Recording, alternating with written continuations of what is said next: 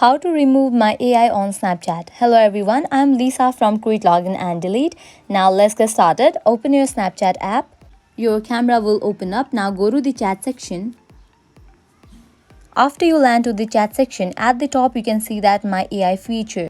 When we want to remove any friend from our Snapchat, all we have to do is long press on the conversation with that friend and different options will pop up.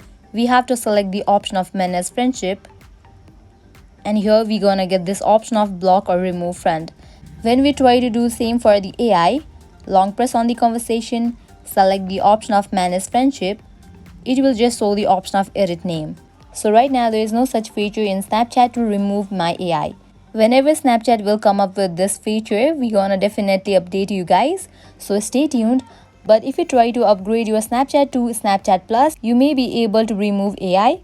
For that, you need to head towards your profile. Tap on this option of Snapchat Plus, tap on Next, and tap on this option of Start Free Trial and continue with the process. By this, you will be able to remove my AI from Snapchat. So this was it for this video. If you find this video helpful, make sure to like, share and subscribe.